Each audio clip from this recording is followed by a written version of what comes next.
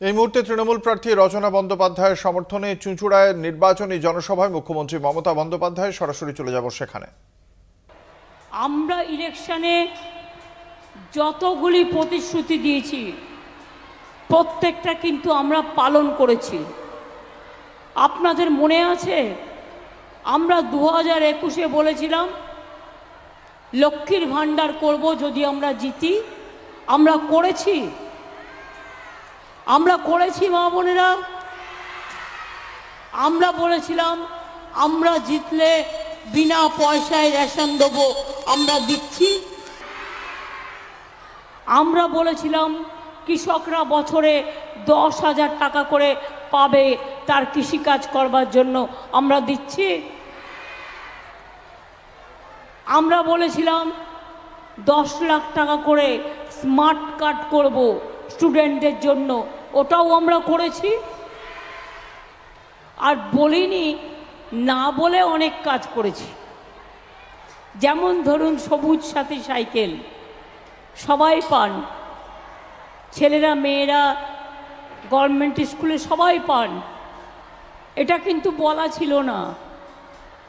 2 smart card অর্থাৎ smartphone 12 ক্লাসে আমরা দেব বলেছিলাম, পাচ্ছেন তো? আগামী বছর ওটা কিন্তু আবার 11 ক্লাস থেকে হয়ে যাবে।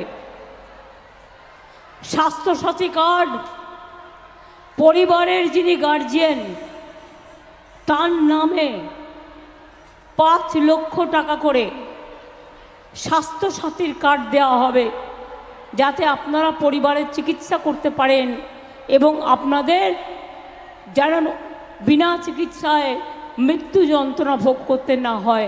ওটা পাচ্ছেন? তাহলে আমরা যেটা বলেছি আমরা সেটা করেছি। কিন্তু বিজেপি যে কথা বলে ভোট নিয়েছেন সেই কাজগুলো তারা কি করেছেন? করেননি। তার কারণ তারা বলেছিলেন জিতলে 10 লাখ টাকা করে দেবেন, এই 15 লাখ টাকা করে দেবেন।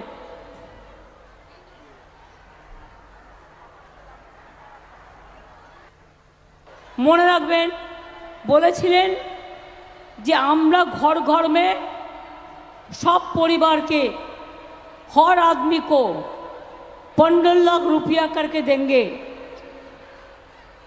কেউ পেয়েছেন কি? পেছনের দিকে যারা আছেন আমায় দেখতে পাচ্ছেন, শুনতে পাচ্ছেন? আমি আপনাদের হাত তোলা দেখতে পাচ্ছি। দিয়েছে টাকা? 1 লাখ দিয়েছে, 2 লাখ দিয়েছে, ঠিক আছে 15 লাখ নাই বা পারলো, 50,000 টাকা দিয়েছে। তার মানে ওটা কি ছিল? মোদির ভাওতা। দ্বিতীয়ত কি বলেছিল ইলেকশনের আগে? দ্বিতীয়ত বলেছিল বছরে 2 কোটি করে ছেলে মেয়ের চাকরি দেওয়া হবে, বছরে 2 কোটি করে ছেলে মেয়ের চাকরি দেওয়া হবে, মানে 5 বছরে 10 কোটি। কেউ পেয়েছে? কেউ পেয়েছে? তার মানে বুঝতে পারছেন টোটালটাই ভাওতা। আর এবার কি বলছে? রেডিও খুললেই দেখবেন ওনাকে আমি নাম দিয়েছি প্রচার বাবু। নিজের প্রচার ছাড়া কিছু চায় না। যদি বলেন যে কোনো ড্রেস পরে ছবি তুলতে তুলে ফেলবে। ছবি তুলতে এত ভালোবাসেন আর নিজের প্রচার করতে। তো এবারে কি বললেন? এবারে প্রথমেই বললেন আমি স্বাস্থ্যসাথী দিয়েই শুরু করি। দেখাচ্ছে টিভিতে, সংবাদ মাধ্যমে, ইউটিউবে, টোটালটাই মিথ্যে কথা। কি দেখাচ্ছে? 70 বছর বয়সের ঊর্ধ্বে যারা আছেন তাদের সবার চিকিৎসা করে দেবে। তার 70 বছরের নিচে যারা আছে তারা কি মরে যাবে? জিজ্ঞেস করুন কমরেড নেতাকে। জিজ্ঞেস করুন 70 বছর বয়সের পরে আপনি চিকিৎসা করবেন কি? চিকিৎসা তো স্বাস্থ্যসাথী কার্ড আমরা করে দিয়েছি, ওদের চিকিৎসা করতে পয়সা লাগে না। মাছের তেলে মাছ ভাজা চালাকি। আপনারা জানেন তো স্বাস্থ্যসাথী কার্ডের সব টাকাটাই আমরা দিই। আর এই মাঝে মাঝে বলে না কি একটা কার্ড করেছে আয়ুষ্মান, আমি করি না। কেন করব? তাতে আমাকে 50% টাকা দিতে হবে, আর সব জায়গায় ট্রিটমেন্ট পাবে না, আর সবাই কার্ডটা পাবে না। যার একটা স্কুটার আছে সেও পাবে না, যার একটা বাইক আছে সেও পাবে না, যার একটা টিভি আছে সেও পাবে না। এগুলো তো মিনিমাম জিনিস আজকের দিনে। তাহলে সেই কার্ড কেন আমি করব? আমরা নিজেরা নিজেদের ক্ষমতায় স্বাস্থ্যসাথী কার্ড করে নিয়েছি। কাজেই মোদিবাবু যেটা বলছেন 70 বছর পরে আমি চিকিৎসা দেবো, বলুন আপনার নিজের বয়সটা কত হয়েছে একবার গুণে দেখেছেন?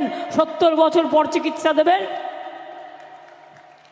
আর ইলেকশনের সময়ের কথা কেন বলছেন? আগে বলেননি কেন? ইলেকশনের আগে বলার থাকলে আগে করেননি কেন? আমরা তো যতগুলো করেছি আগে করেছি।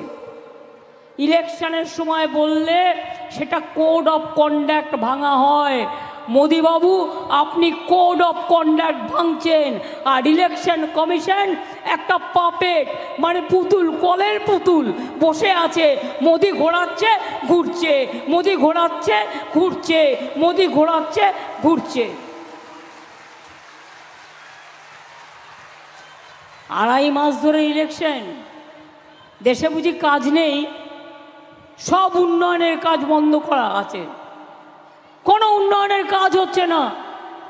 তো ইলেকশন করতে গিয়েই 5 বছরে যদি 1 বছর টাইম চলে যায়, তাহলে 4 বছরের টাইমটা আমরা কোথায় পাবো মানুষের কাজ করবার জন্য? জিজ্ঞেস করুন ইলেকশন কমিশনকে। একবারও রোদ্দুরে এসে দেখেছে গরমে লোকেদের কত কষ্ট হয়? নিজেরা এসি ঘরে বসে আছে, বুঝবেন কি করে মানুষের কি কষ্ট? আপনি থাকুন বসে, আমার কোনো আপত্তি নেই, কিন্তু একবারও মানুষেরটা ভেবেছেন? শুধু মোদি বাবুকে সুযোগ দেওয়ার জন্য। আপনারা মনে রাখবেন, একজন ইলেকশন কমিশনার রেজিগনেশন করে চলে গিয়েছিল এই প্রতিবাদে, বাংলার সাথে অন্যায় করার জন্য। এবার আমি আসবো মোদি গ্যারেন্টি। কি বলছে? আপনাদের নাকি বিনা পয়সায় গ্যাস দিচ্ছে।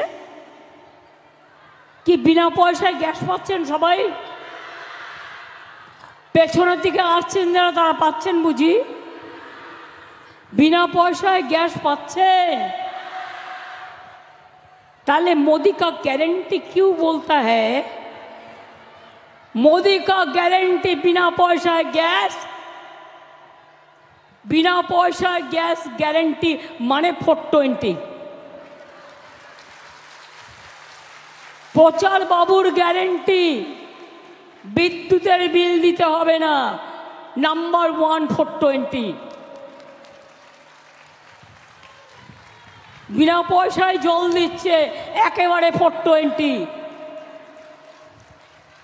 बिना पैसा रेशन दिच्छे एकेबारे 420। प्रत्येकटा काजे मिथ्ये कथा बोलछे, भावता दिच्छे।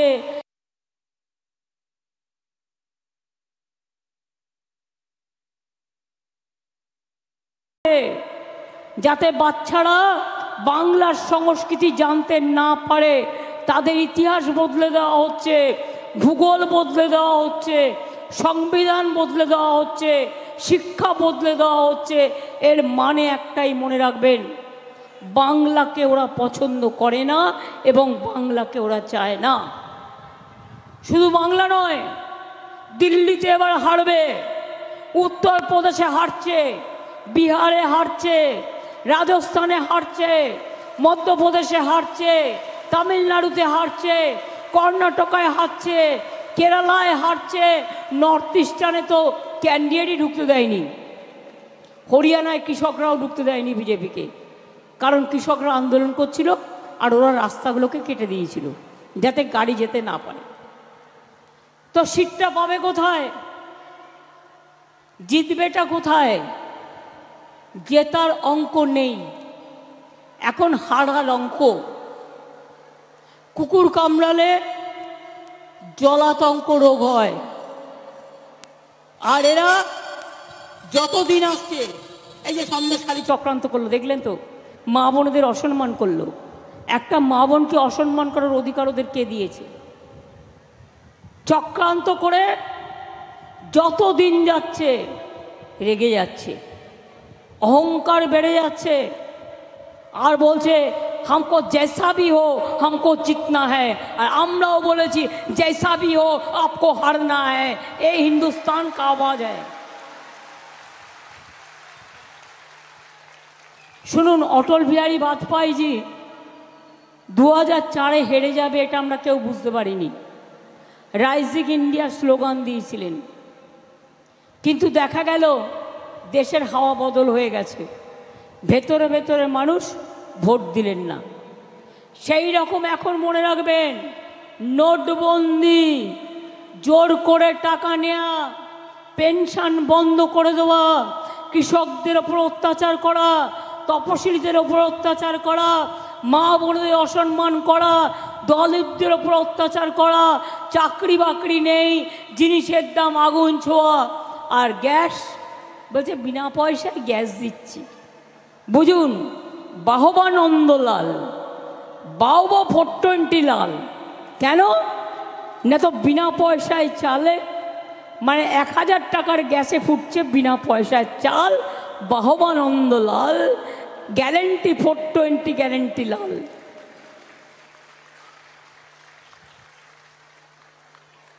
ওরা এবার হারবে। क्या भाई और बहनों, आप लोगों को याद में है कि बीजेपी खुद आप लोगों का राज में हार रहा है? वो हारेंगे।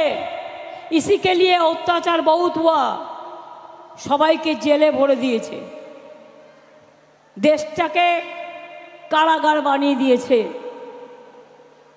ভেবেছে সবাইকে জেলে ভরে দাও, সবাইকে চোর ডাকাত বানিয়ে দাও, আর নিজেরা দেশের যত টাকা লুটে পকেটমারি করে সেই টাকা ভাত পাওয়া ওয়াশিং মেশিনে ঢেলেছে, চোর ডাকাতগুলোকে ওখানে ঢুকিয়েছে আর সাদা করে বেরিয়েছে।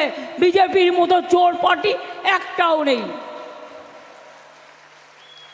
সবচেয়ে বড় চোর আজকে সারা পৃথিবী বুঝতে পারছে চিজ क्या है, সারা বিশ্ব বুঝতে পারছে কি চলছে দেশে। 4টে পেজ হয়েছে, ওখানে বিজেপি হারছে, আর 3টে পেজ বাকি আছে, তাতেও বিজেপির সিট জেতার খুব একটা সম্ভাবনা নেই। চিৎকার করবে, ইনিয়ে বিনিয়ে মিথ্যে কথা বলবে, ভাওতা করবে, জুমলাবাজি করবে, কিন্তু জিততে পারবে না।